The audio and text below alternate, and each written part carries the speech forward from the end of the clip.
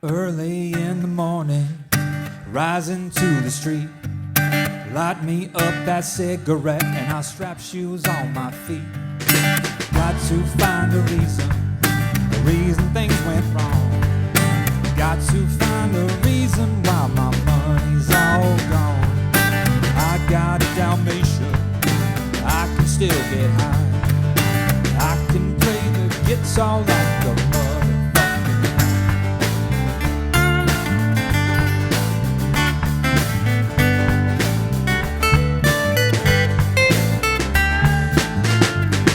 Life is too short, so love the one you got, 'cause you might get run over or you might get shot. I can start static, I kicked it off my chest. Never have to battle with my bulletproof vest. Take a small example, a tip from me.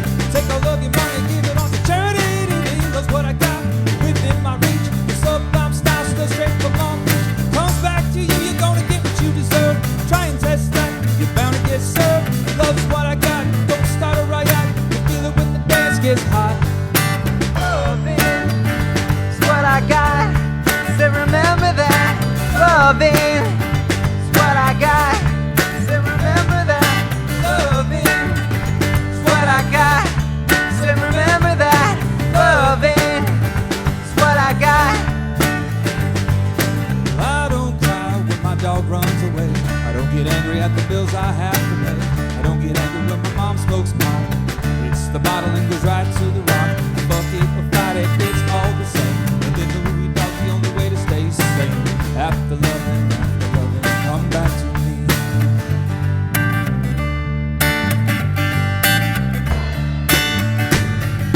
Loving is what I got, so remember that. Loving is what I got, so remember that. Loving is what I got, so remember that. Loving is what I got, so remember that.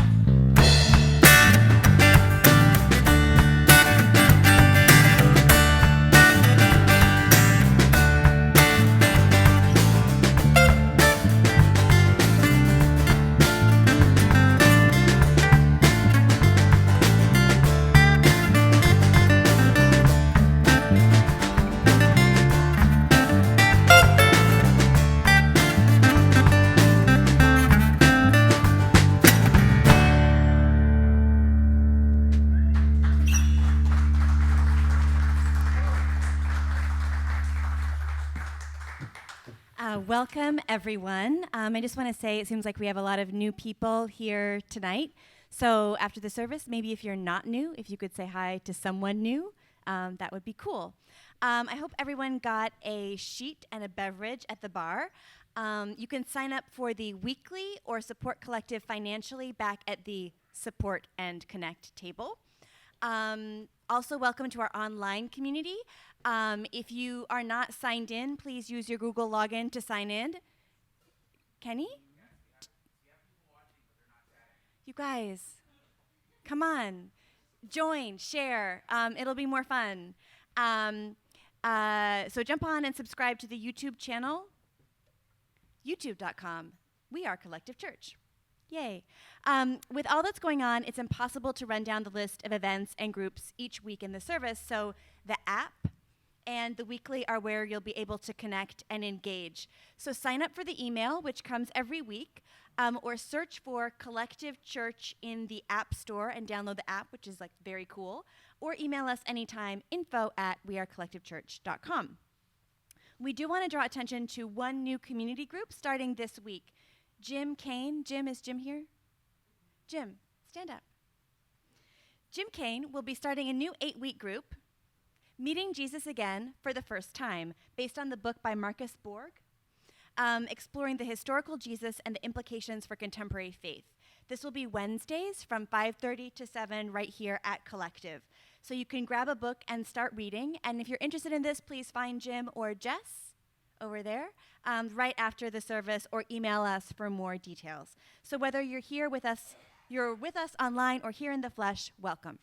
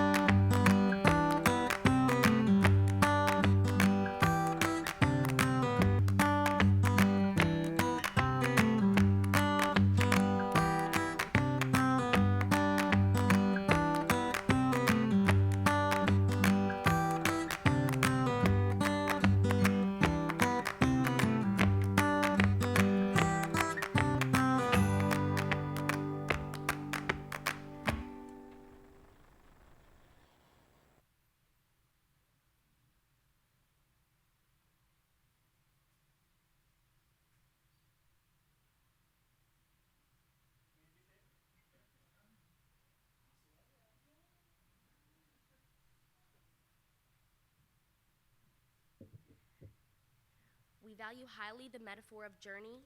We're different people from different places and backgrounds, representing a multi-generational community, and we've traveled different paths. So we agree not to make assumptions about the person across from us, next to us, or in conversation with us. We challenge ourselves to be sensitive, knowing this community includes a diverse group of people from lifelong followers of Jesus to people who are just now open to the idea that God might exist. We strive to avoid offense, ask good questions, articulate and explain our responses. We don't assume fluency in Bible, spirituality, or church language because we believe the message of Jesus is not for Christianity, but for humanity. So we do everything in the spirit of love and grace.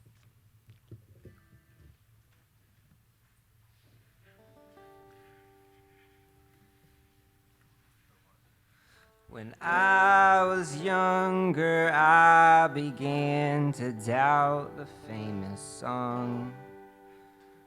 The love you take, the love you make are not the same at all.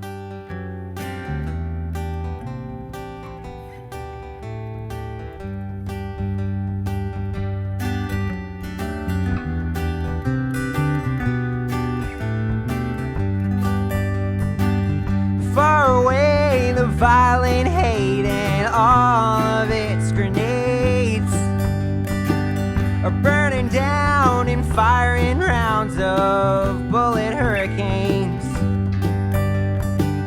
What's the cost of lives we lost? It's all tragedy to me. Is it pride? Is it dollar signs? I smell hypocrisy. Sometimes it's right when you think it's wrong to read the writing on the wall. Oh, the truth got flipped around when the planes went crashing down, and now the world is crying out.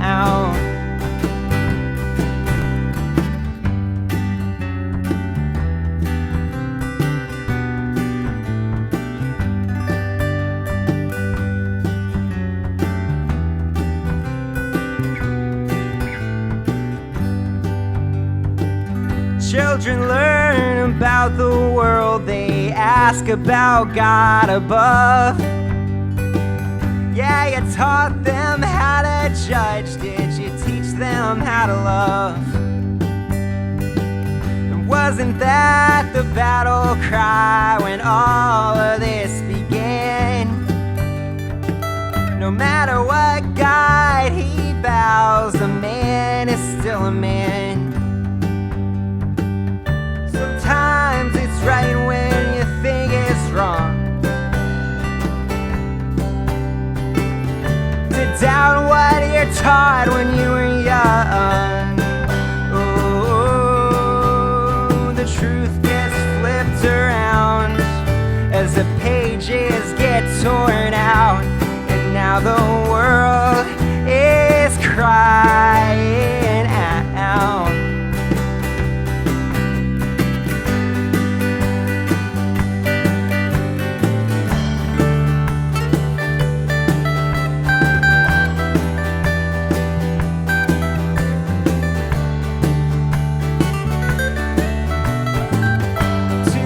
The bureaucracy, I hope one day they see that peace is not surrender on your knees.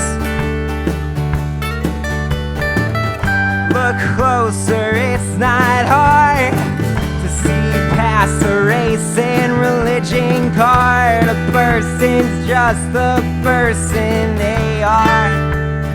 Oh,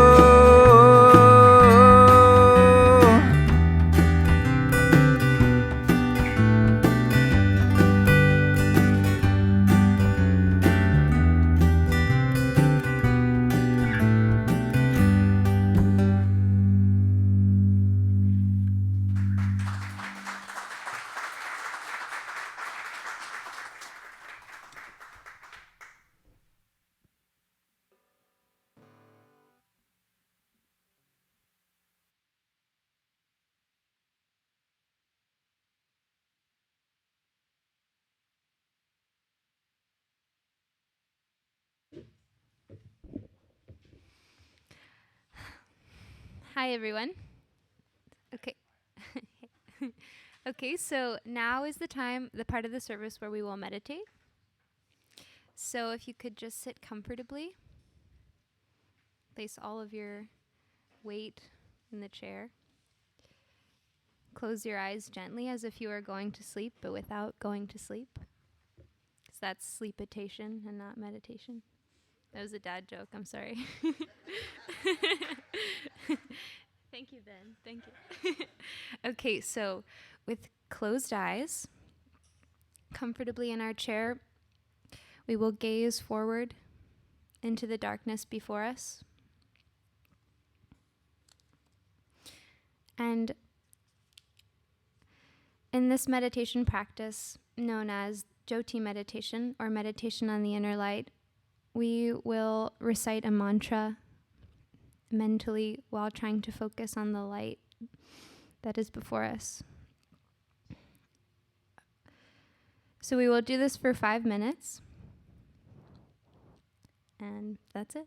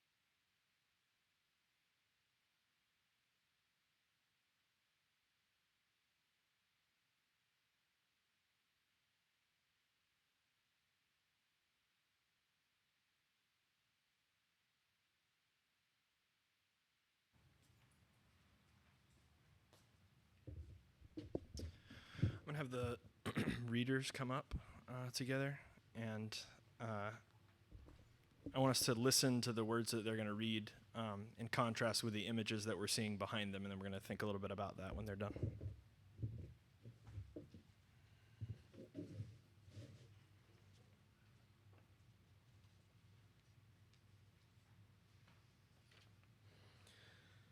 The ultimate weakness of violence is that it is a descending spiral, begetting the very thing it seeks to destroy. Instead of diminishing evil, it multiplies it. Through violence, you may murder the liar, but you cannot murder the lie, nor establish the truth. Through violence, you may murder the hater, but you do not murder hate. In fact, violence merely increases hate. So it goes. Returning violence for violence multiplies violence, adding deeper darkness to a night already devoid of stars. Darkness cannot drive out darkness. Only light can do that. Hate cannot drive out hate. Only love can do that.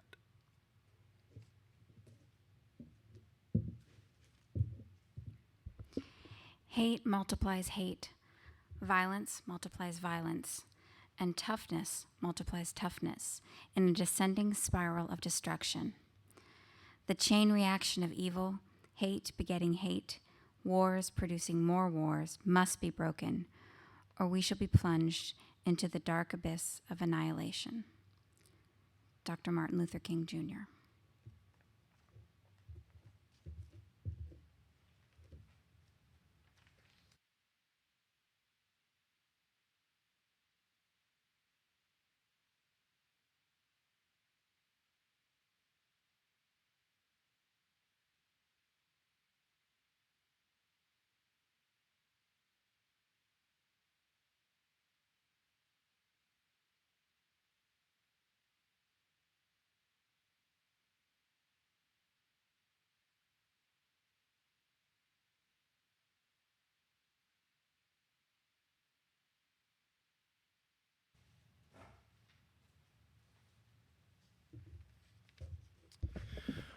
All right, so we're going to have some conversations around your tables, and I want us to think about how these images, church marquees, some pretty serious language, backed by Martin Luther King Jr.'s words, how do they make you feel?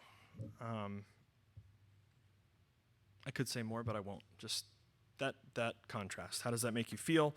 And then how have we ended up with such dissonance between these words and these images? Particularly the fact that they show up on church marquees. And then I probably should have said, if you have, how have you seen love banish hate? So just some sharing about if you've seen that, if that's going on. So I'll give you 5 or 6 minutes to chat through these. You don't have to do this in a linear fashion. Jump into the stuff that is important to you. Chat around your tables. The house rules always apply. No me monsters. This is about everyone having their voice shared, not one person's voice being heard. So that's how that works for any new folks here. Also, if you're here tonight and you're not in the chatting mood, I'd invite you to do some self-reflection. You don't have to jump in a group. You don't have to talk if that's not where you're at. So feel free to hang out. But if you're in a group and you want to chat with your group, this would be the time to do it. Let's take 5 or 6 minutes. And if you want to be in a group and you're at a table alone, feel free to jump in another group. Did I miss anything? Cool. Let's talk.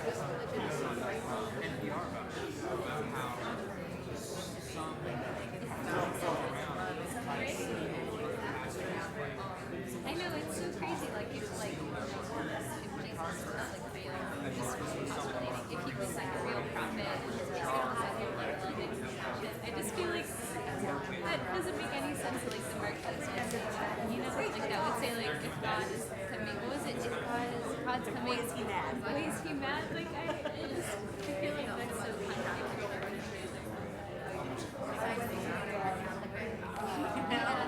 Yes, but I think the tricky thing is like not to be in those people. Like in a way, it's like how do they? I mean, this is what they grew up learning. Like I don't think because then it would be just as bad as like reading the pastors of the church and like transmitting these messages. I don't think that that's the solution either. I mean, you have to maybe look at it and think like, well, that's kind of unfortunate. They are like misinforming the message of this like original like prophet like great. And so. So I think that's how it makes me feel is like I have to make sure that I'm not like you're an idiot, like like I have to try and like frame that. Yeah, you have to like bring it up. Messenger, but I'm still like a child of God. I still have to love you too.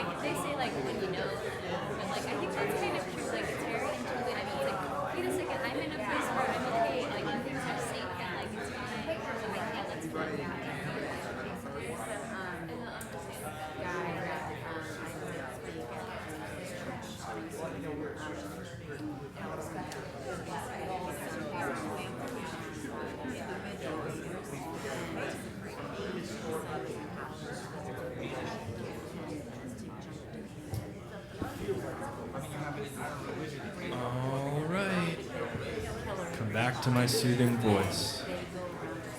Let's all return together. By the way, if I could get a second on this, that would be great. Sitting silently with 65 of your closest friends and having the creepiest ice cream truck drive by. You cannot plan that. It's the goodness you get. See, if you hadn't shown up tonight, you would never have been creeped out like that. Now you may. All right, so talk to me. What do we think? Let's start. I was saying today, part of the reason I broke this up into two questions is because I think it'd be very easy just to ask the first and second question as one. But I realized as I was reflecting on it, I wanted to jump into how and why and blame and history and where we've come from. And I felt like for me, the more important place to start was just to say, this makes me sad. This makes me really sad and pretty angry. So let's start with feelings. How does this make us feel? Sorry, I stole the first two, but you've got to be able to come up with other words. Yeah, Steve. Something interesting when you said makes you sad and angry. And that kind of comes up maybe with the part of the second is you get sad and then you get angry and then you start hating the people who do it. Ooh, okay, yeah. So it's sort of, it turns into a cycle. You get sad and then angry and then you end up hating the people who do. Yeah, Bill. For me, it's a combination of sadness and anger because I see so many people who have been spiritually abused, and I don't make any differentiation between physical abuse, sexual abuse, spiritual abuse, financial abuse. Yeah. But to me, the corruption of the best is the worst. Yeah, the corruption of the best is the worst. Mm-hmm. Yeah. Baylor, sorry to call you out. I'm not sorry. That's why I did it. Share the quote again from Walter Mitty. I thought that was so powerful. Beautiful things don't ask for attention. That's what okay. Beautiful things don't ask for attention. Something about that in the face of church marquees just made me sort of, again, maybe a little bit sick. But yeah, beautiful things don't ask for attention. Fascinating. Robert? But it feels greedy. Like they're putting up these things to shock and awe people just to try to get them to come in. Okay. Are they trying to shock people so much that they're like, oh, I have to see what this is about. Yeah. Just to fill this, I mean, it almost feels like they're selling out for money. Okay. You know, trying to fill the seats, trying to bring more people in, whereas, love your neighbor should. Yeah, they're not selling out for money, probably. But yeah, no, I get what you're saying. Yeah, and it's the same sort of theater I think we're seeing politically, is that if you can clarify in the marquee, who you hate, then everybody else that hates those people will come in. Everybody that's not like us. Yeah, Kenny. Well, we were talking about, it reminded me like clickbait culture, which we sort of think of as being something that's just like internet-based, but these sorts of like church marquee things have existed long before we've had BuzzFeed posting these like ridiculous lists. The original clickbait culture. It is clickbait culture because it's the stuff that's sort of like, oh, why are they saying this? And then Church is the original troll. Yeah. Oh, that hurts. Yep. Well, Drink it in. agree, like with the whole, how we ended up with this dissonance, and cognitively we actually have not. This has always been from the beginning of time. Basically, like what Kenny and someone else. We've always been like this. If you're not like me, you're different, and we will fight against you. Yeah, End of tribal. the story. Yeah. Right, and then that creates hate. Again, in the words of Zach De La Roche, all that's going through my head. Burn, burn, motherfucker, burn, because I get fired up about this stuff. Yeah. Right? So then that creates the hate. Somebody said that. And then that sets me apart from them to where I can't actually love them the way that I'm supposed to love them. So you hate the hate, and then just it ends up fueling the cycle. And then I go Listen to Rage Against the Machine, and it oddly doesn't help. That's they're on tour right now, by the way. Yeah. Then I think there was something Robert said that I think might be a little off course. The reason why people join these churches is, first off, usually they've been brought up in that. Okay. They've been taught to feel inferior. Yeah. They've been taught to feel not like a complete person, and the only way they're going to be complete is to believe like these people believe. Okay. And it's a basic thing, and to some degree, we do the same thing.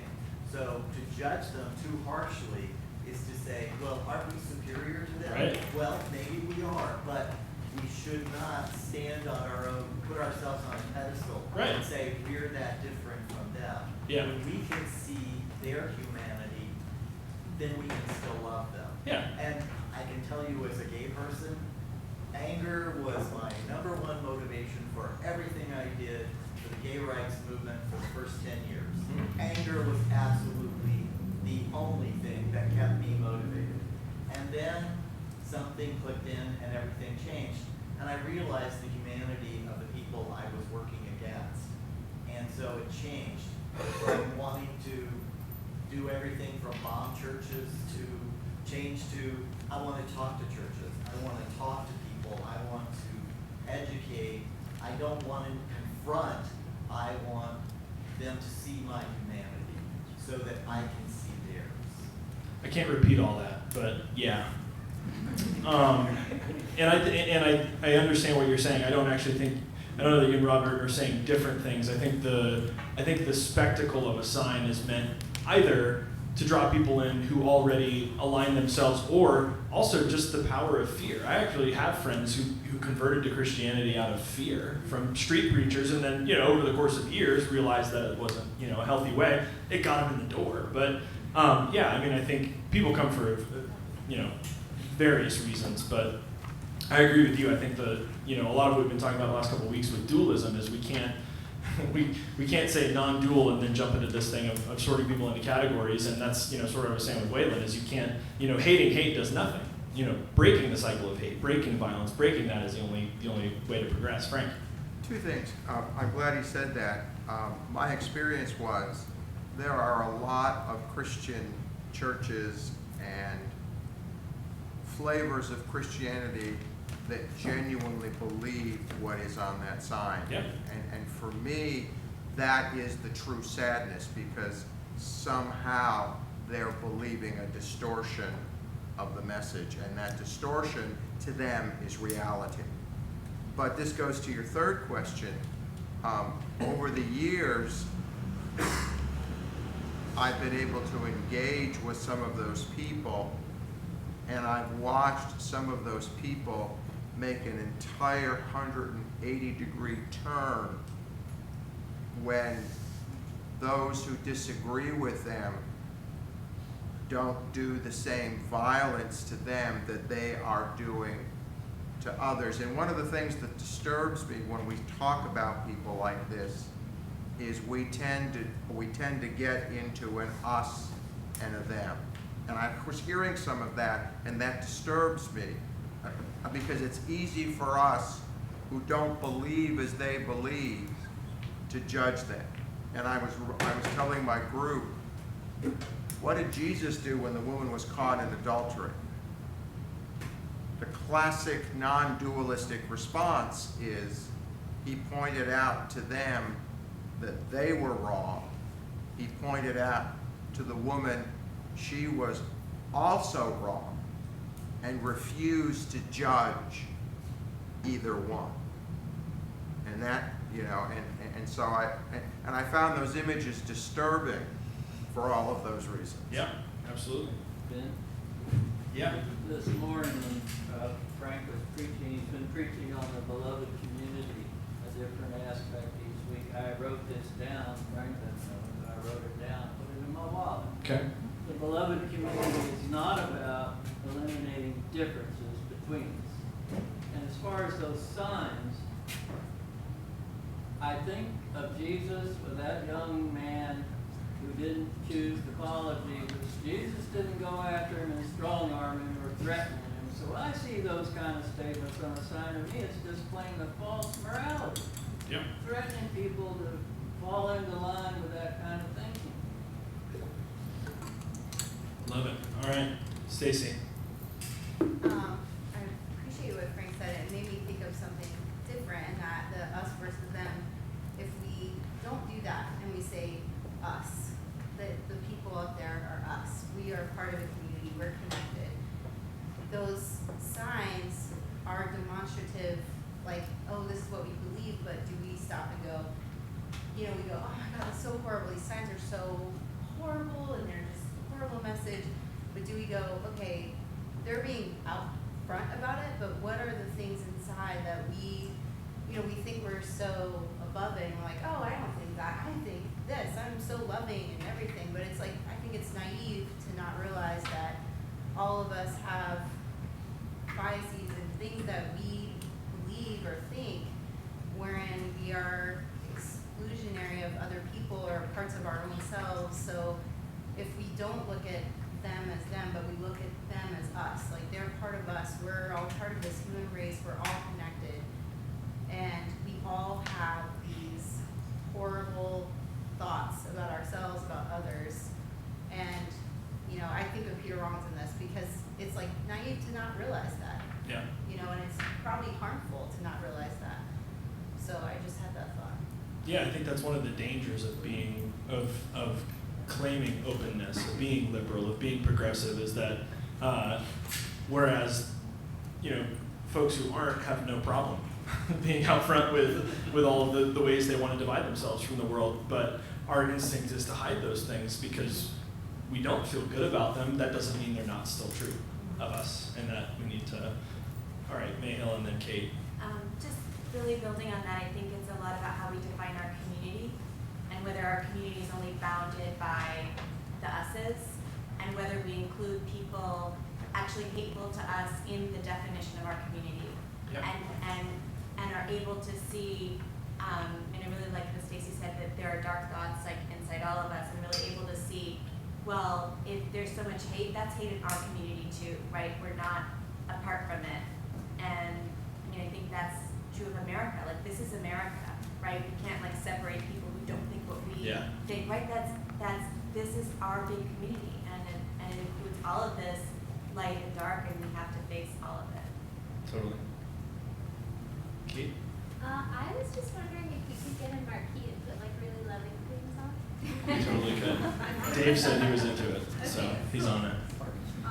Yeah, I think one of my favorite quotes by Brian McLaren is, "There's no such thing as us or as us and them. It's only some of us for all of us." And I think it's that sort of inclusion. Yeah, we could go on and on. This has been great. Thank you guys. Really doing it. All right, what's next? I don't have a sheet in front of me. You are. I'm not. Oh, there's a reading, and then more of me.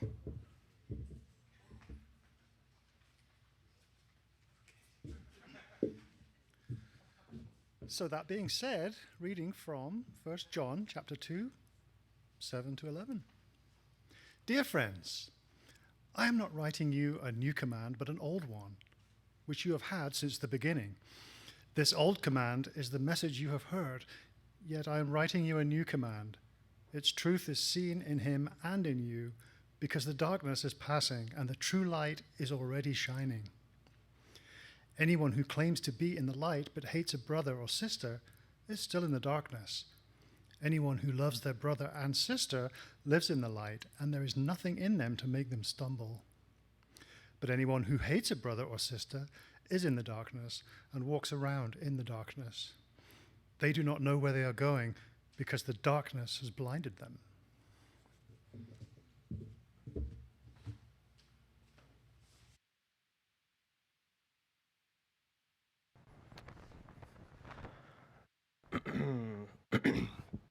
Oh, shoot, I left my water back there. I have this little cough thing, so if I have to cough, I'm trying to decide if I should grab the mic, but then I think it might get really loud. That kind of works.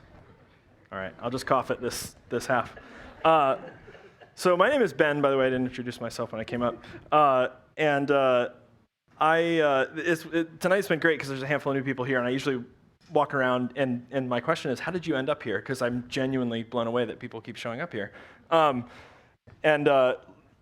interesting stories. So this is not one of the stories of the people in the room, but I heard a story about a guy that walked into a therapist's office, and the therapist says, welcome, why you're here? And he says, I think I'm a moth. And he says, you what? And he says, yeah, I think I'm a moth. And he says, you literally think that you're like a moth, flap around like a moth. And he says, yeah, I think I'm a moth. And the therapist says, wow, that must be horrible. That must be terrible in your relationships and your work life. That must make things really hard that you think you're a moth. And the guy's like, yeah, it's horrific. He's like, what do you want? He's like, I want to get better. He's like, oh, great. Well, is that why you came to therapy? And he's like, oh, no, I didn't have any idea that you were a therapist. He's like, okay, so why are you here? And he's like, well, the light was on. So if you're here for the therapy, or if you're just here because the light was on, either way, I'm glad you're here.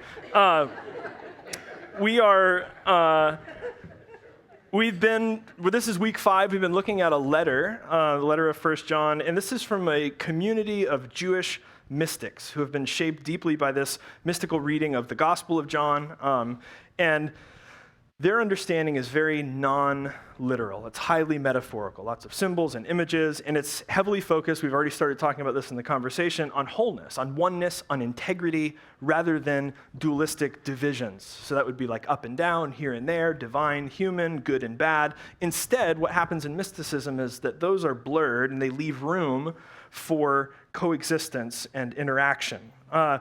So this letter is now written 100 years after the historical Jesus, so they're still wrestling with how to make sense of this life that Jesus revealed or said was possible or modeled.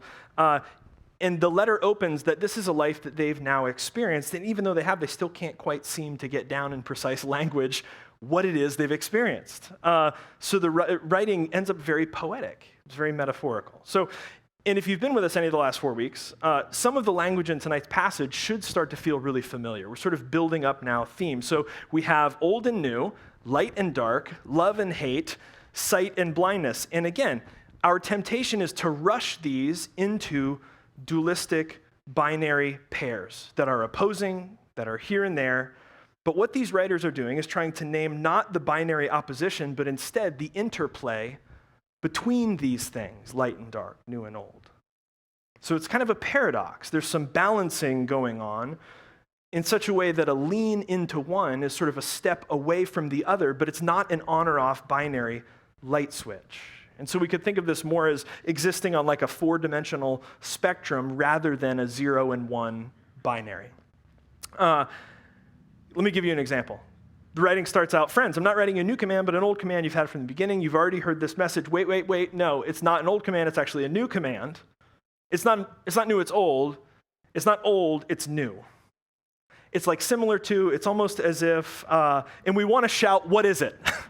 What is it? Is it new or is it old? Like, pick one.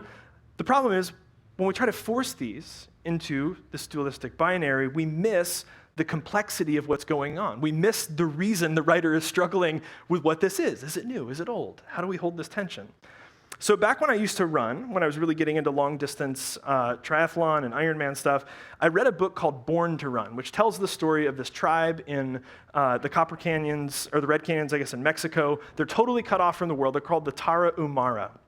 And they're these ultra super distance runners, and they'd have these huge parties, and they'd get drunk on corned beer, and the next morning they would get up and run for like 6 days. Insane, absolutely insane. So the book then presents with some incredible scientific study and cutting-edge kinesiology and podiatry and functional movement. They make the case that barefoot running is the way to go.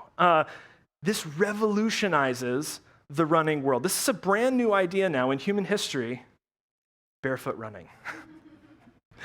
And so, of course, Nike jumps in. You get the Nike Free, and you get the Vibram 5-finger toe shoes, and they revolutionize the running shoe world with a shoe that is able to mimic, in its extreme simplicity, at just over $100 a pair, this brand new idea, at the peak of human progress, running without shoes. Shoes that help you feel like you're running without shoes. Meanwhile, this tribe has been running in the Red Canyons of Mexico this way forever. And so it's like, I'm not talking about a new kind of running, I'm talking about an old kind of running. Well, it's not an old running, it's actually a new way of running. It's not new, it's old. But it's not really old, it's actually kind of new. So sure, people have been running barefoot for millions of years, but what we're talking about is brand new. And then it's like, well, no, this is actually brand new. This is new philosophy on running, and there's never been Nike Frees, and there've never been toe finger shoes, and there's never been sports medicine to tell you what happens in the arch of your foot when you land forward on your foot versus back on your heel. So this is brand new, but it's actually sort of like the same running as has always been happening. And so if I took your shoes from you and chased you with my car, you would move towards the front of your foot as you sprinted away from me without me having to tell you to do that. You wouldn't land on your heel the way we do with modern cushioned running shoes. So this is brand new. This is also as old as running itself. And what we said last week is that this new old command, which they've had from the beginning, is love. That's it. That's the command. And so in the Hebrew text, this goes all the way back to the book of Leviticus. The command is to love your neighbor. But then we said in the Gospel of John, this is the writing that shapes this community who produces the letter of 1 John, we have Jesus say over and over and over, the new command is love one another. New command, love. The command is love. The command is love, over and over. So sure, in one sense, this understanding of the Christian faith that I presented last week, we said the teleos, which is the point, the purpose, the directive, the goal of everything is love. That's the point of everything we're doing. This could feel like a brand new idea. This could feel super challenging. This could feel like a critique of modern Christianity, which does seem more concerned very often with naming sins and tracking salvation and sorting people into the proper bins where they're going to go in the afterlife and sort of policing people's confessions and their objective beliefs and their ideas for religious adherence. And so to come along and say, no. It's actually ultimately all about love. This could feel brand new, at which point we have to go, but wait a minute, love, that's not brand new. And I think the key is this. Remember, the kind of love that we're talking about, we've been using the word unconditional. And so a few weeks ago, we talked about unconditional life or eternal life. We said it is not affected by the conditions of time. And love is the same way. So it can feel like it has always been, and it can at the same time feel brand new. And so the writer goes on, the truth, and that word truth we said a couple of weeks ago, truth is actually closer to our understanding of reality, right? Because he's not dealing in abstract ideas like, do you believe the truth? He's dealing in concrete experience, what we can see and hear and touch. So he says the reality of this command, the reality of love is seen in him and in you. So let's just pause and ask the question, and we can say particularly for this community shaped by the Gospel of John, what have we seen in him? They're talking about what they see in the historical Jesus. And this is stuff that Jim is going to cover in this new Meeting Jesus Again for the first time. You definitely should check it out. So let's just run down a couple of these. What kind of love do they see in Jesus? Radical hospitality. We see this in his meal practice. So he invites anyone to the table. Everyone's invited to eat, especially the people you get in trouble for eating with. We have radical justice and ethical integrity. So this is in his teaching. He's confronting and critiquing hypocrisy, the idea that you can believe the right things but not live in a loving way. So that kind of love. We have radical inclusivity. So he's willing to heal anyone. He's willing to relate with anyone. He's indiscriminate in who he invites to be a part of this movement. So that's love. Then you've got radical unity as well, this understanding, and I love this, particularly develops well in the Gospel of John. Jesus' understanding of spirituality is based on his experience of oneness with God. So he prays that all people would experience this oneness the way that he experiences oneness with God. And we could call this an elevated God consciousness. We could call this unitive consciousness. And the thing I love is it's not celebrated as unique to Jesus. Like, oh, that's Jesus, right? He's the one. So he's the only one that has that. In fact, the point of it is that all people would experience that kind of oneness with one another, with God, that kind of love. And then radical selflessness. So in his life and message, he's constantly elevating service above power, laying down the ego for the sake of friends, for the sake of the common good, critiquing religious boundaries for the sake of compassion and empathy. That is love. So when they say what we have seen in him, what kind of love, what kind of life have we seen in him? That's the kind that they're talking about. Now, the crazy part is, of course, we see that in him, right? Regardless of what you think about Jesus and all the supernatural and that kind of stuff, this is Jesus, right? And so he's probably a good guy at least. We're still talking about him. It's been a couple thousand years. What the writers of this letter say is that Jesus is the one who has pulled back the curtain on this kind of life, has shown the world that this sort of love is possible. But the power of these three words cannot be overstated. They say, we saw this life in him, and in you. That's what the writers of the letter say. The love that we saw in him and in you. We'll come back to that, but since we're speaking of reality, Kelly Slater is the best surfer who has ever lived. Undisputed. I've never kicked anyone out of church, but this is a deal breaker. So he grew up about 15 minutes from me. We would surf at some of the same spots. I even got to meet him when I turned 16. My girlfriend at the time got me an autograph. It was pretty sweet. So Kelly Slater has won a record 11 world titles, 5 of which he won consecutively. His 11 titles make him both the youngest to win at 20 and the oldest to win at 39. He's just the best. He's the only surfer who's ever been given 2 perfect scores in a contest heat for a full 20 out of 20 points. If I could meet Jesus or surf with Kelly Slater, I probably would surf with Kelly Slater. So that tells you something about your sense of wanting to be a part of this. You should know.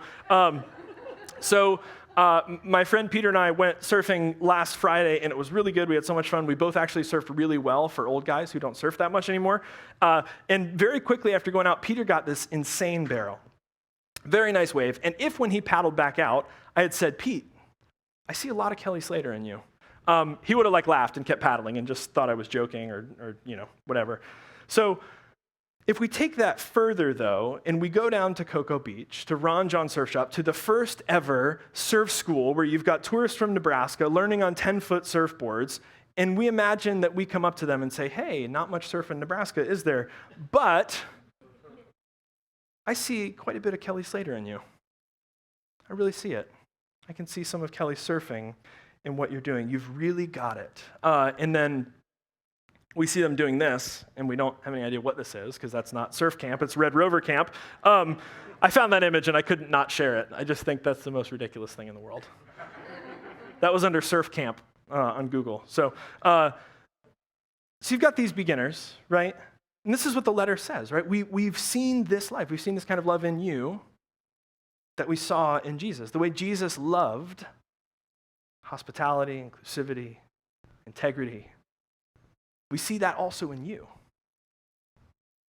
This is an incredibly high view of humanity. This is not what's called a theology of depravity. We're all just worms. We're all sinners in the hands of an angry God and a hateful God and a wrathful God. This is a view of people that are loaded with the capacity for the same kind of love, the same kind of life that was seen in Jesus, a life of hospitality, inclusion, unity, justice, integrity, equity, selflessness.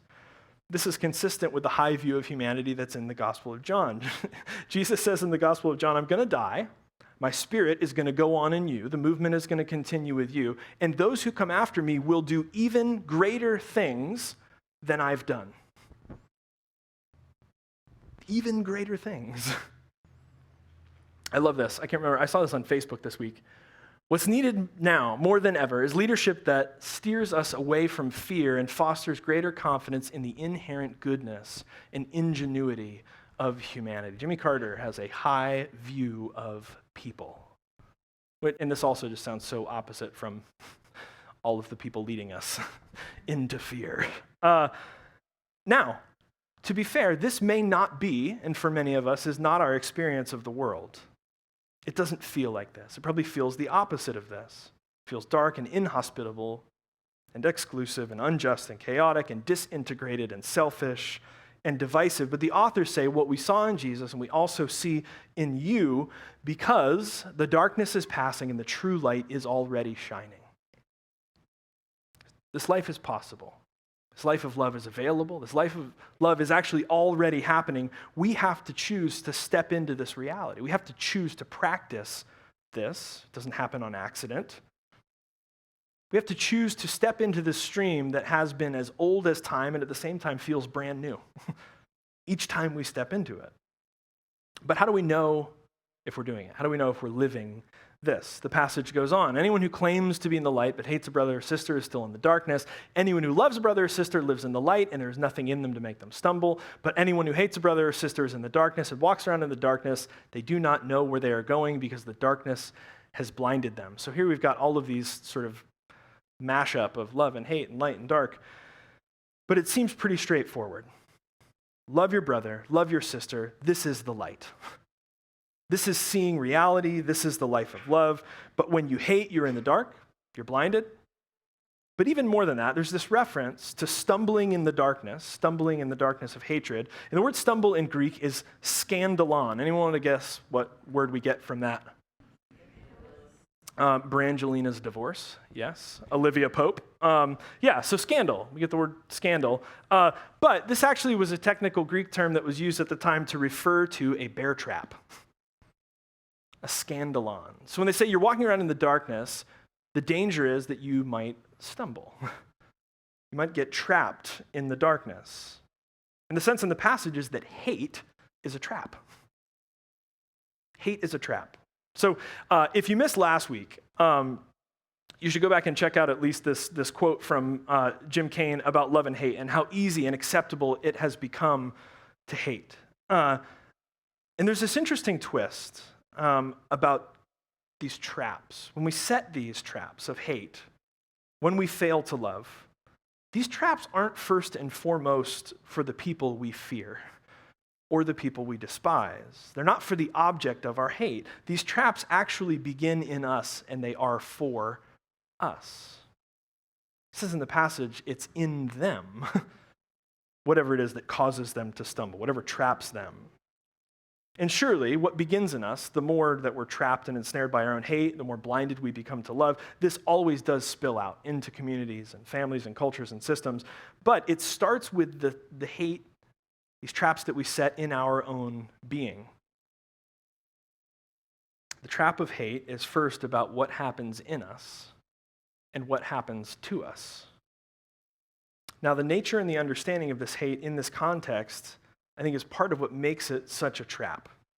Because it isn't just the modern Western Hollywood hate, right? Which is the caricature of heightened emotional, violent, vitriolic hate we can see and identify. This is political candidates who are red in the face and spitting mad and encouraging violence and openly dehumanizing groups of people. Or this is like the movie supervillains whose sociopathology is so pronounced, it's so extreme, that this is just a flagrant disregard for life and goodness.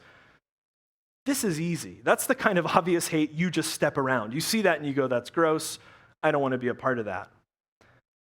This word for hate is much more fully rounded. And it does include that sort of Hollywood hate. The problem is it includes much more subtle kinds of hate, the kind of hate that trap you, the kind that you don't see so you can't just step around it. One definition is simply this: to love less. To love less. To postpone love. Or to slight someone, either by intent or just by oversight. That kind of trap. And so hate begins with this deception that love can exercise preferential treatment, that love gets to prioritize and pick sides, that love is tribal, that love discriminates, but that's not love. The writers of this letter say that's actually a trap. That actually sets up hate within us. The other sort of nuanced definition is simply indifference. It's also captured in this word hate. Disinterest, disregard, indifference. Again, it's not Hollywood hate. It's much more subtle, and because of that, maybe much more dangerous. So part of the way we turn the lights on, part of the way the author of this letter gets to say the true light is already shining, is when we look inside. And I think several of you said this about what we need to do in the conversation. We need to do some introspection. We need to check ourselves for traps. We need to admit that there is no us and them, but whoever the them is that we're trying to them is actually a part of us. And that whatever that instinct is, we need to look inside and see what that trap is. So let's just do some quick reflection. Is there anyone that you Hollywood hate? Right? And the word is detest. Right? And maybe you wouldn't do violence, but you're fine if something bad happens to them, you kind of smile. And whatever it is, Hollywood hate, the question is simply this: is your hate making you more loving? Is your hate making you more loving? And then there's lovelessness, which again, more subtle, probably easier to be trapped. For whom are you postponing love? Who is getting slighted in your life, either by intent or simply by oversight? And then the question is, don't judge yourself for doing it. We all do it. The question is, what is that doing to you? Where is that becoming a danger where you get trapped in the practice of treating people that way? And then indifference. This one's tough, and I know it's really complex. We're not going to get into it. But toward whom are you simply indifferent? And maybe it doesn't feel like hate. Maybe it just feels like disregard. And again, the question is, what might that be doing to you? And then is that ability to numb out toward people, is that growing? Is it becoming easier for you to be indifferent to people? Is that growing or is it shrinking? So these things are much more subtle than like, oh, I hate that candidate, or oh, I hate that. It's not that simple. These are things that are going on in us. We have to be careful not to get trapped by them, because that leads to hate. So I want to say, I know that little quick self-reflection is pretty light, and it can, and I think it often needs to be much more in-depth. So I'm actually going to publish a blog post on Tuesday that expands on that sort of self-reflection. So you can check that out on the blog. Because the thing is this, so there's a king who returns to his kingdom, and he comes to the gates of his castle, and there's a beggar there who's beat up and is starving to death. And the king says to his guards, "Get him out of my sight. Take him as far from the city as you need to, or throw him in the dungeon, or just kill him. I don't care. You know I'm such a kind and compassionate man. I cannot bear to see this suffering."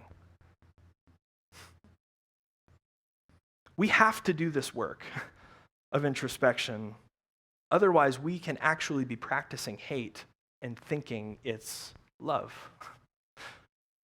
Get this person away from me.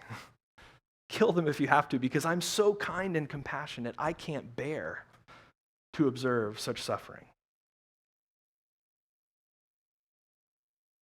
This is the violence of dualism, right? I'm just too compassionate. I'm too loving. There's too much light in me to face that darkness. When in reality, to push that out, to block it, to reject it, to suppress it, is actually an act of violence. That's hate. That's not love. So these traps always begin in us. But like we said, they always work their way out. They always spill out into families and communities and cultures and systems. I'm going to offer you guys a choose your own adventure sermon. We can either begin our final descent and we can land this thing in like the next 3 or 4 minutes, or my choice would be to show you a brief video. It's like 5.5 minutes long, and then we'll land the plane. All in favor of the video? You guys are all my friends. So not that it's an us and them thing. So but you know who you are. So I don't think I can articulate, like the way hate spills out from us individually and becomes cultural and systemic, I don't think I can articulate it any more directly or poetically than the poet Shane Koizan. So I'm just going to give you this amazing video.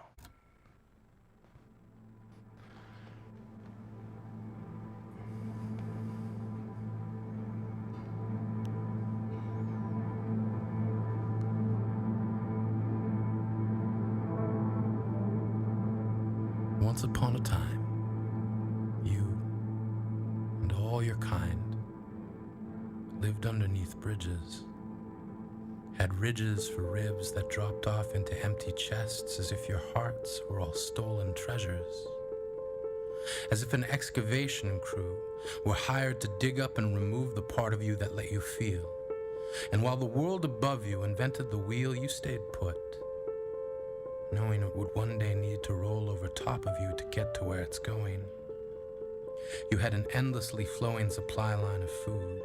You began to brood over humanity and made meals of our hope, as if crushing our spirits would make your mirrors cast better reflections than the ones they gave, as if the only way you could save yourselves was to make the world ugly so no one would notice you hiding in it.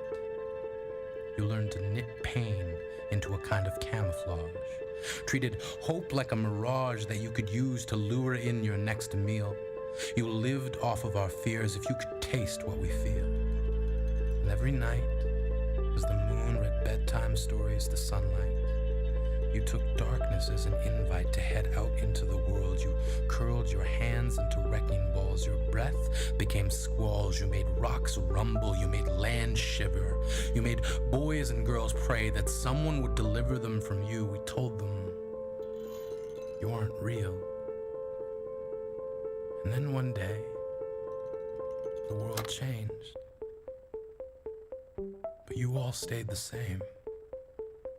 Just migrated from living underneath bridges to living underneath information superhighways. Days and nights became meaningless. Each already deepened chest became an abyss that no one would ever find the bottom of. Concepts like love fell into your gravity. We turned ourselves into life preservers, hoping to save as many as we could. But the fathers who stood guarding closet doors and the mothers who secured the floors underneath beds all shook their heads, not knowing how to deal with you. Who crept into our lives with tongues like knives, stabbing your words into our skin. You began uploading yourselves into our homes. You had computer screens for eyes and software for bones. You turned your hate into stones and hurled them at beauty as if you couldn't bear to see anything other than ugly, anything different. You had fingernails like flint and scraped them along decency, hoping we would be the ones to all catch fire. You all had smiles like one-way barbed wire, not meant to keep us out, meant to keep us in. Voice like a firing pin, you spoke in explosions. It isn't cute. It isn't funny. You've talked strangers into death and laughed. And as each family learns to graft skin over the wounds you gave them, you hem yourselves into the scar. You have coaxed the sober back into bars, handed out cigars at memorials, offered nooses, cliffs, and pills to those who unfortunately found you before they found help. You have praised suffering, waltzed in between tragedies, gracefully dipping misery as if we would somehow be impressed with the dexterity of your animosity. You have cheered on rape, dashed through police tape as if it were the finish line in a race of who can be awful first. Even now, you somehow see this as an invitation to turn your keyboards into catapults, wondering which one of you can be the first to hate this best. Your loathing, already dressed in riot gear, ready to incite rage, as if each message board is a stage where you recite hostility, turning freedom of speech into freedom of cruelty. We are stuck with you, the same way you are stuck with you. Your mind is glue and it keeps malice fastened there like cheap wallpaper. We were once upon a time told that none of you exist. We dismissed you as make-believe or myth. Now, armed only with resolve, we can no longer afford to tell ourselves that you aren't real. We will not let you make your dinners out of the things we feel.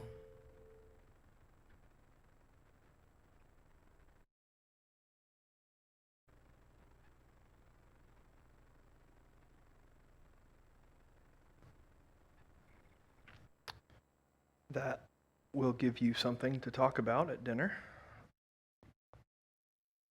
It is among the most accurate and haunting personifications of hate and pictures of how it spills out of individuals beyond the traps we set in our own hearts and becomes trap and snare for so many others. So how, in the face of that kind of hate, can the letter claim, and I know for us it's terrorism and cyberbullying and racial discrimination, and for the writers of the letter, it was religious exclusion, it was Roman oppression, it was sexual repression, it was wanton violence, it was the same world. How in the face of such hate can this letter claim that the darkness of hate is passing and the true light of love is already shining. And part of why I love this video is because it helps us to ask the question, but I think it is itself a part of the answer. At its best, I think this is the story, the big picture story of the Christian faith, the practice of the Christian faith. We speak sometimes of this as resurrection, not in the sense, did a guy come out of a grave one time, but in the sense of staring down the very worst that humanity has to offer, perseverance through the deepest darkness of hatred, violence, and inhumanity, and drawing out of it, forging from it, transforming with it, shining into that darkness the light of love, the light of hope, resolve, solidarity. I love that Shane Koizan can take the subject of hate and make art. That, for me, that's how we know the true light is already shining. He creates beauty. Heavy social commentary, to be sure, but beauty. It's art. He's angry. He's sad. Maybe he's even a little bit hopeless, but he doesn't turn that into hate. He chooses love. He chooses creativity. He chooses to contribute.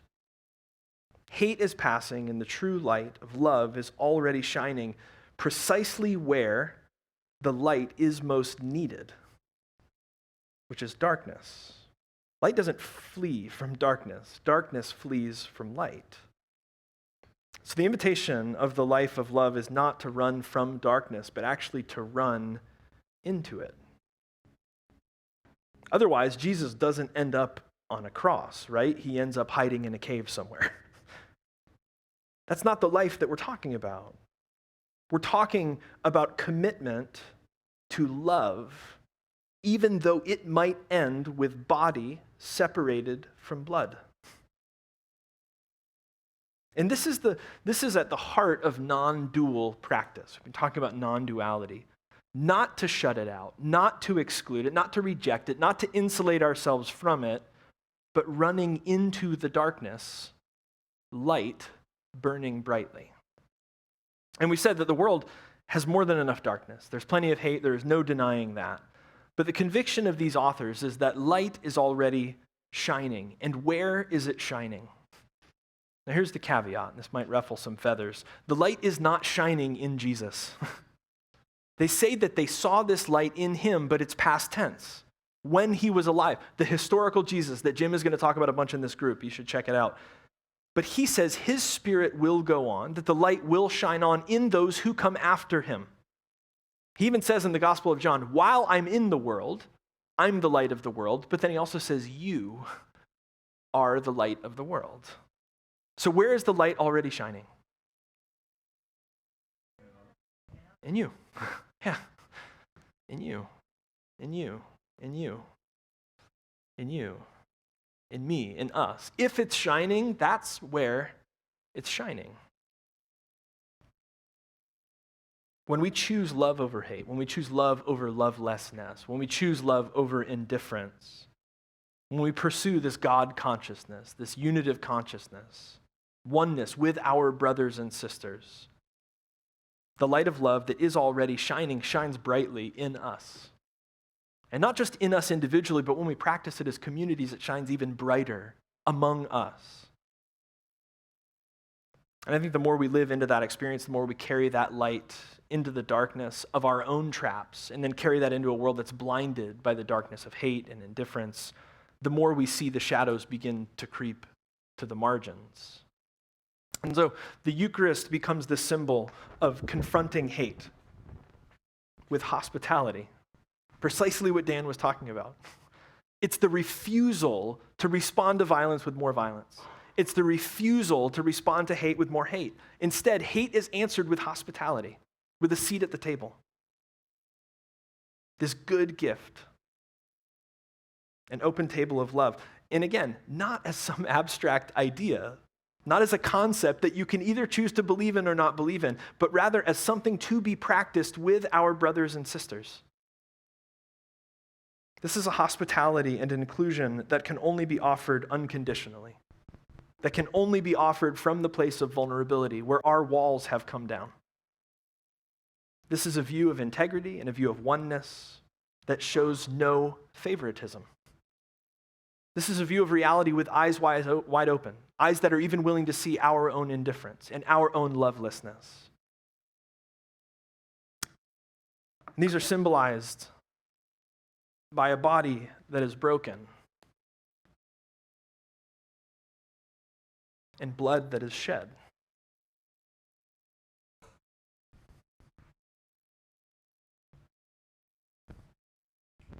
This reminds us and calls us again to self-giving love. It's the self-giving part that ends up like this. Self-giving love, not convenient love, but a love that is so worth living, so worth sharing, that it is also worth dying for.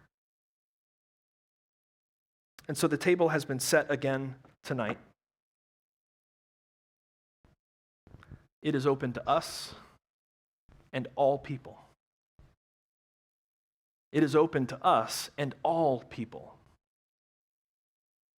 The people in the churches with those signs out front, the people at the Trump rally, the people that think we're going to hell. This table is open to us and all people. And no one will ever be turned away. If you'd like, when you're ready, you can come and rip a piece of bread and dip it in the cup.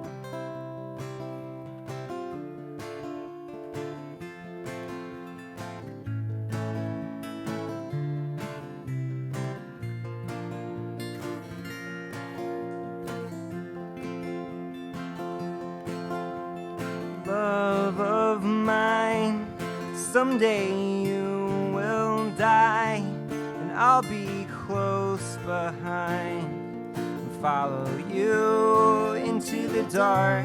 No blinding light tunnels to gates of white, just our hands clasped so tight, waiting for a hint of a spark.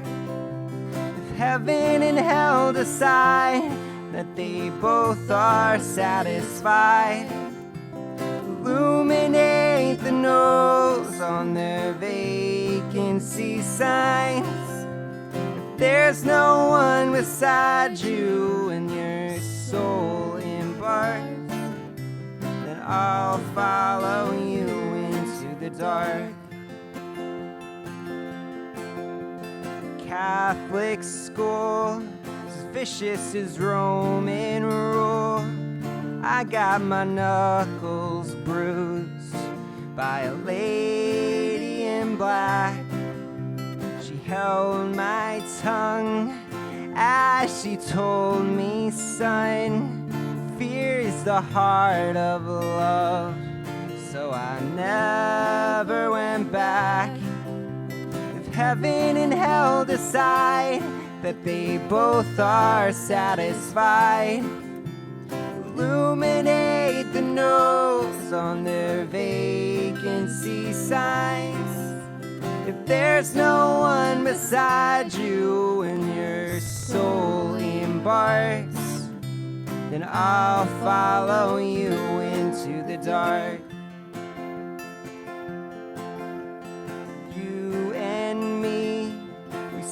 everything to see, from Bangkok to Calgary. The soles of our shoes are all worn down. The time for sleep is now. There's nothing to cry about, 'cause we'll hold each other soon in the blackest of rooms. Heaven and hell decide that they both are satisfied. Illuminate the notes on their vacancy signs. If there's no one beside you when your soul embarks, then I'll follow you into the dark.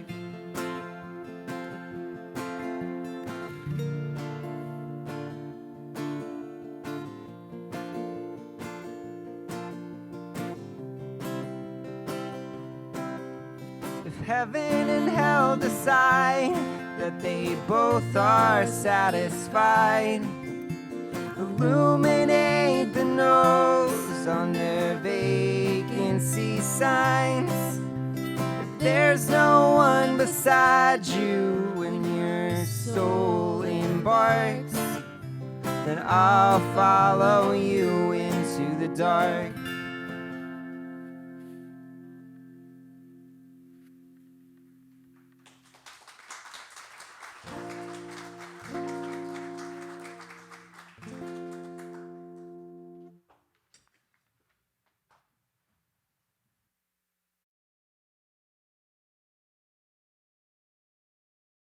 Thank you for being with us tonight.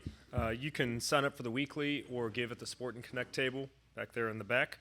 If you're our guest and you'd like to get to know us a little better, we'd love to connect with you back by the bar, either of the bars. Come chat with us. If you want more info on community groups, check the Facebook or email info@wearecollectivechurch.com or get the new Collective app, which has all of that on it. Thanks for being with us here and online. Your presence makes us who we are.